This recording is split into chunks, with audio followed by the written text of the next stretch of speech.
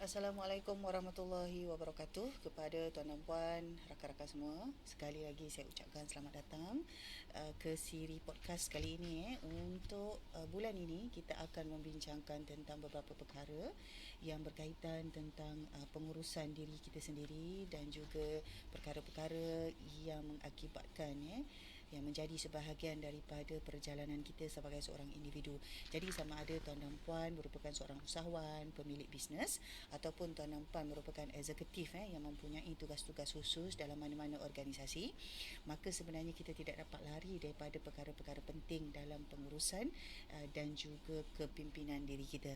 Dan dalam konteks perbincangan itu sebenarnya tuan dan puan, kita akan susunkan beberapa siri podcast untuk membincangkan tentang bagaimana kita membina kepimpinan dan kebolehan kapasiti kita sebagai seorang individu, yang mana ia akan memberi impak kepada orang di sekeliling kita, termasuklah ahli keluarga kita, tempat kita bekerja, organisasi ataupun syarikat yang mana kita terlibat secara langsung di dalamnya. Jadi pertama sekali tuan dan puan, perbincangan kali ini kita bawakan secara ringkas sahaja, secara santai, dan sambil tuan dan puan mendengar, mungkin tuan dan puan mungkin akan dapat beberapa idea-idea baru untuk menyusun semula, merancang dan menetapkan asas-asas dan menetapkan apakah pencapaian yang tuan dan puan mahu sasarkan. Jadi antara perkara yang pertama sekali yang kita bawakan pada kali ini adalah tentang kita melihat semula apakah cabaran-cabaran yang kita hadapi dan juga yang biasa, yang semua orang sebenarnya akan hadapi dari masa ke semasa. Tidak kira sama ada kita ini memang merupakan seorang ketua, ataupun kita kata kita ada jawatan-jawatan kecil, ataupun kita sebenarnya tak ada jawatan-jawatan khusus tetapi mempunyai job scope yang perlu kita tunaikan, yang perlu kita jalankan. Jadi antara perkara pertama yang kita lihat adalah tentang di mana cabaran kita dalam hal pengurusan masa. Jadi kita semua orang sebut kita sebagai kita kata struggle. Kita semua ada kita punya cabaran, ada kita punya halangan-halangan dalam segala yang kita lakukan. Dan antara perkara pertama ataupun antara perkara yang banyak dibincangkan kalau tuan dan puan berjumpa dengan rakan-rakan, tak kira lah sama ada mereka itu lelaki atau perempuan, sebenarnya isu ini adalah satu perkara yang universal. Semua orang ada isu di mana mereka kata, mereka sebut tentang pengurusan masa. Jadi apakah sebenarnya yang kita sebutkan tentang pengurusan masa, kerana semua orang ada 24 jam. Kan? Semua orang ada 24 jam dalam sehari, dan kita tidak kata ada sesiapa pun ada masa yang lebih. Jadi apabila kita lihat tentang pengurusan masa, jadi kita boleh bincangkan dalam konteks yang pelbagai. Jadi untuk kali ini kita lihat katalah kita lihat dalam konteks sebagai seorang individu yang mempunyai tugas dan job scope yang khusus di luar kerangka keluarga. Jadi maksudnya dalam konteks keluarga kita memang ada masa-masa yang kita perlu ada untuk family kita, untuk ahli keluarga kita memang ada. Tetapi perbincangan kita yang kita nak bawakan kali ini adalah mengkhusus kepada tugas-tugas ataupun skop kerja kita di luar ruang lingkup kekeluargaan. Jadi sekiranya kita ini adalah ahli komuniti, ahli kelab, ahli persatuan, ataupun mungkin kita kata kita memang bekerja, kita ada tugas-tugas tertentu yang kita perlu laksanakan dalam syarikat, dalam organisasi, tak kiralah sama ada kelab ataupun NGO. Atau mungkin kita sebutkan perbincangan tentang pengurusan masa itu adalah tentang kita sebagai seorang usahawan ataupun sebagai pemilik bisnes. Jadi kita lihat konteksnya begitu, konteks di mana pengurusan masa atau cabaran-cabaran yang kita hadapi dalam menyusun jadual kerja kita itu di luar daripada kerangka tugasan peribadi kita sebagai ahli keluarga. Baik, jadi apakah antara perkara-perkara penting apabila kita bercakap tentang pengurusan masa? Jadi pertama sekali yang saya nak bawakan dalam perbincangan kali ini, tuan dan puan, kita melihat kepada beberapa perkara penting. Ada orang menyenaraikan 10, ada orang menyenaraikan 3, ada orang menyenaraikan 5. Tetapi kali ini saya nak bawakan tentang 5 perkara sahaja. Dan tuan dan puan boleh sambung. Jadi antara perkara yang kita kata kita sebut tentang pengurusan masa adalah bagaimana masa itu kita susunkan mengikut objektif ataupun sasaran yang kita mahu capai. Jadi ini semua dia tidak ada orang kata satu formula khas yang sama untuk semua orang. Jadi bermakna setiap daripada kita memilih untuk melakukan dengan cara kita sendiri. Jadi dengan arti kata lain, you do you. Jadi apa yang kita akan kongsikan dalam podcast kali ini, kita akan melihat tentang apakah sasaran Tuan dan Puan boleh senaraikan. Apabila kita bercakap tentang pengurusan masa kita ini diberi 24 jam sehari, semua orang ada masa yang sama. Sebulan ada 30 hari, ada 31 hari, dan kalau bulan Februari kita ada mungkin 28, 29 hari. Setahun ada 12 bulan. Itu adalah kerangka besar masa yang semua orang ada. Jadi sebelum kita bercakap tentang nak buat jadual, tentang nak susun, apa nak buat, apa tak buat, kerana perkara-perkara yang berbentuk rutin ataupun perkara yang memang berbentuk keperluan untuk kita lakukan hari-hari, memang tuan dan puan sudah ada. Jadi sebelum kita melihat kepada perkara yang kita sebut sebagai nak susun, pengurusan ni semua, perkara pertama ni adalah untuk melihat semula apakah sebenarnya sasaran ataupun objektif yang tuan dan puan semua, termasuk saya sendiri, nak capai dalam tempoh orang kata kehidupan yang kita tak tahu sampai bila, kan? Kita tak tahu, kematian itu kita tak tahu bila-bila sahaja boleh datang. Tetapi dalam kerangka ini, mari kita lihat sekurang-kurangnya kita ada satu pencapaian yang kita mahu capai dalam tempoh tahun ini, contoh.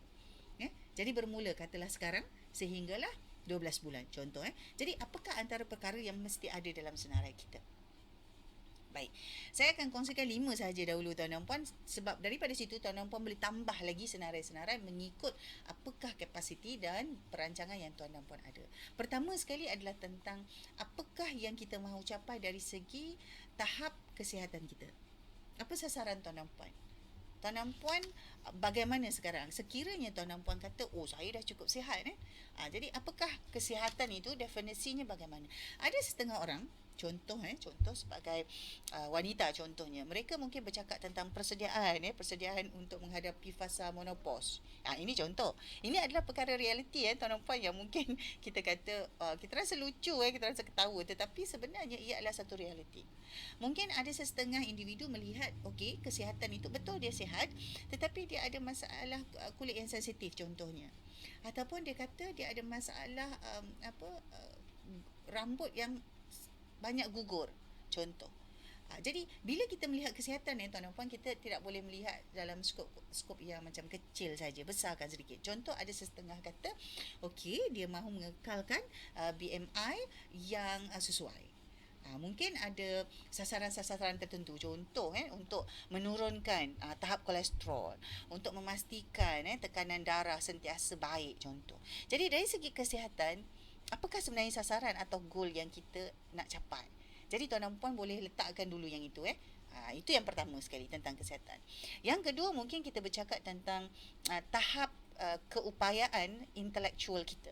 Sejauh mana kita nak memastikan kita ini hidup sebagai individu yang bermanfaat. Sejauh mana kita nak rancang untuk mengekalkan atau meningkatkan tahap intelektual kita. Maksudnya tahap kepandaian kita lah. Jadi mungkin tuan dan puan kata, okey, tahun ini mungkin saya sasarkan untuk saya mencapai satu tahap pembelajaran tertentu. Ada sebahagian besar daripada kita mungkin pergi kepada program yang berbentuk formal.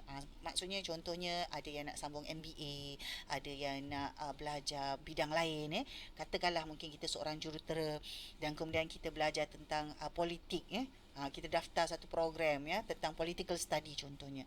Ataupun mungkin tuan dan puan memang ada kerjaya sedia ada, contohnya sebagai pegawai HR. Okey, mungkin selepas ini nak jadi certified coaching practice, contoh. Jadi dari segi intelektual tu tidak kiralah apa kemungkinan tuan dan puan ada sasaran yang khusus, atau mungkin tuan dan puan kata okey, saya nak meningkatkan kapasiti intelektual saya melalui pembacaan. Jadi apakah orang kata sasaran yang tuan dan puan nak capai? Katalah contoh dalam tempoh sekarang hingga setahun ini, maksudnya 12 bulan, kita sasarkan untuk membaca 12 buah buku berbentuk ensiklopedia contoh, ataupun 12 buah buku berbentuk biografi contoh. Itu juga merupakan antara perkara ataupun rancangan ataupun sasaran kita untuk meningkatkan tahap intelektual kita itu. Jadi ini semua tidak ada satu yang fix, tapi mesti ada satu elemen ataupun satu kategori di mana yang kita nak capai, yang kita nak sasarkan itu adalah berkaitan dengan tahap intelektual kita itu tadi. Itu yang kedua. Seterusnya yang ketiga, kita bercakap tentang emosi. emosi. Jadi tuan-tuan puan, kita kata saya tak ada masalah emosional pun, saya bukanlah orang yang beremosi. Dia bukan tentang karakter kita, siapa kita atau bagaimana, tetapi apakah sasaran kita. Adakah kita kata saya okey sebenarnya, cuma saya susah sikit kalau apa nak kontrol marah. Kalau saya dah marah tu susah sikit. Jadi mungkin itu sasarannya. Okey, bagaimana saya nak meningkatkan keupayaan saya untuk mengawal emosi marah, contoh. Ataupun kita tahu saya biasa cepat penat, bila saya penat saja saya mesti nak tidur. Bagaimana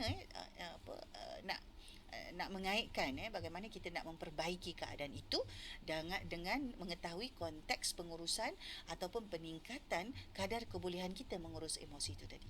Jadi kalau kata-kata saya tak ada masalah apa-apa, maknanya kalau kita sendiri tak tahu apakah isu kita dalam hal itu, maka kita perlu menyemak semula adakah kita benar-benar mengetahui sebenarnya tentang diri kita sendiri. Jadi ini ada pelbagai. Jadi bergantung kepada bagaimana tuan dan puan melihat, menyemak dan juga mengetahui kekuatan dan kelemahan diri masing-masing. Jadi itu yang ketiga. Seterusnya yang keempat, apakah sasaran kita dari segi perhubungan?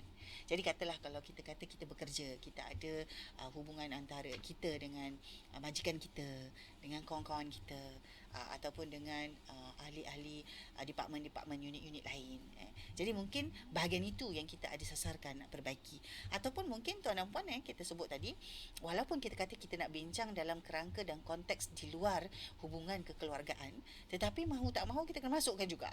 Dalam sasaran perhubungan ni mungkin kita kata kita ada isu dengan adik-beradik kita. Bukan isu, mungkin kita kata kita nak perbaiki cara komunikasi, ataupun kita nak perbaiki kalau selama ni dengan ahli keluarga hanya berjumpa setahun 2-3 kali. Sekarang mungkin kita kata kita nak sasarkan untuk buat perjumpaan sebulan sekali. Contoh. Jadi apakah dalam konteks relationship ataupun perhubungan ini yang tuan dan puan nak susun semula? Nak letakkan sasaran yang kita nak capaikan. Dan akhir sekali adalah tentang hubungan kita dengan pencipta, iaitu spiritual. Spiritualnya. Jadi dari bentuk spiritualnya tu apakah yang kita nak sasarkan. Jadi tuan dan puan, kalau orang kata 5 perkara ini kan, kita nak sasarkan berapa lama. Ada yang sebut kena ada sasaran 3 tahun, 2 tahun.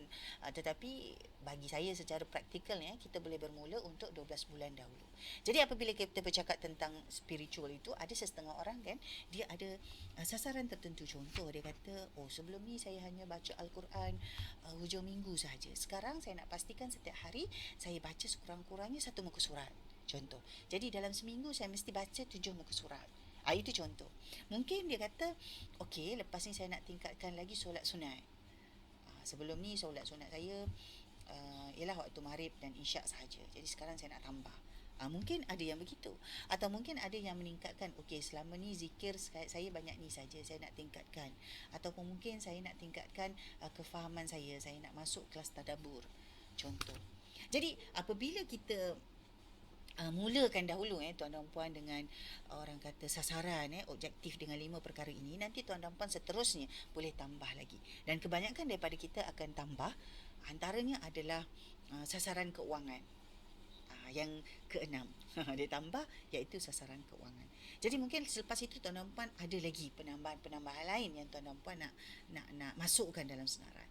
Mungkin ada lagi yang nak tambah tentang khidmat dalam masyarakat, community service, ataupun orang kata CSR, ataupun kalau tuan dan puan seorang yang profesional dari segi orang kata kerjayanya, semacam peguam, accountant, mungkin tuan dan puan ada servis yang kita panggil sebagai pro bono service untuk membantu individu ataupun orang-orang tertentu yang memerlukan bantuan tetapi tidak mampu untuk membayar khidmat itu dengan kadar biasa.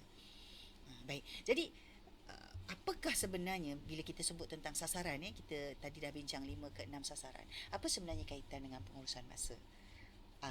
Jadi apabila kita dah ada sasaran ni tuan dan puan, penting sekali tuan dan puan tuliskan dahulu. Jadi daripada situ tuan dan puan boleh sasarkan untuk tempoh 12 bulan ini dari setiap kategori. Yang pertama tadi kesihatan, yang kedua tadi intellectual, yang ketiga tadi emosi, yang keempat tadi perhubungan, relationship, dan yang kelima tadi spiritual, dan yang keenam tambahan tadi adalah dari segi keuangan. Jadi bila tuan dan puan dah letakkan apakah objektif-objektifnya, barulah selepas ini kita akan bincangkan tentang bagaimana kita melibatkan pengurusan masa kita kepada objektif dan sasaran yang kita sudah tetapkan itu tadi. Jadi insyaAllah untuk siri yang akan datang. Kita akan lihat pula bagaimana sebenarnya yang kita kata perkara-perkara yang membantu kita untuk melihat semula bagaimana pengurusan masa kita dapat disusunkan dengan lebih baik. Jadi untuk itu, insya-Allah saya ucapkan terima kasih kepada tuan dan puan yang mendengar. Kita jumpa lagi dalam siri yang akan datang. Assalamualaikum.